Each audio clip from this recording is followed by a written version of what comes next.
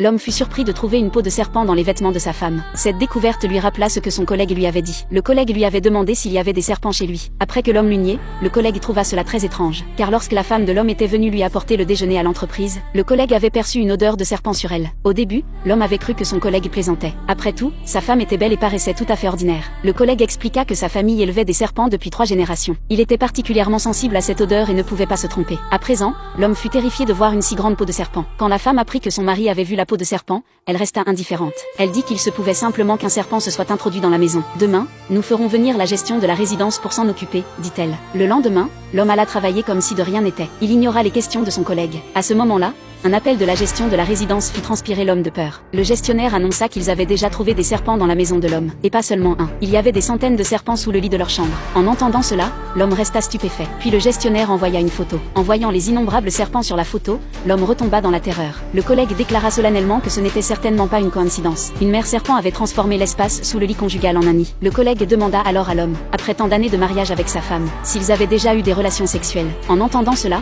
l'homme se souvint qu'ils étaient mariés depuis 3 ans. Chaque fois qu'il voulait être intime avec sa femme, elle refusait toujours, prétextant ne pas être prête. Le collègue ajouta que lorsqu'un démon serpent vient de se transformer en humain, ses fonctions corporelles ne sont pas encore mûres. Il doit muer une fois pour devenir pleinement humain. C'est pourquoi sa femme refusait. Le collègue se mit ensuite à calculer. Il dit que dans 3 jours, ce serait le 12 septembre, et que ce serait aussi le moment où son énergie vitale atteindrait son apogée. Si la femme de l'homme était un démon serpent, elle choisirait certainement de muer et de se transformer ce jour-là. Après cela, il remit à l'homme une boîte en bois, en disant que cette boîte pourrait lui sauver la vie en cas de crise. Bien que l'homme ne crût pas vraiment son collègue, les paroles de ce dernier hantaient son esprit comme un sortilège. Ce soir-là, l'homme décida de mettre sa femme à l'épreuve en essayant d'être intime avec elle. Comme prévu, sa femme refusa encore. Mais cette fois-ci, c'était différent. La femme dit d'attendre encore 3 jours. En entendant cela, un frisson parcourut la colonne vertébrale de l'homme. Cette date coïncidait exactement avec ce qu'avait annoncé le collègue. Étrangement, la femme proposa aussi de faire une excursion dans une montagne voisine dans 3 jours. En consultant Internet, l'homme découvrit que cette montagne n'était pas un lieu touristique. Terrifiant, il y avait beaucoup de serpents sur cette montagne. Malgré sa peur,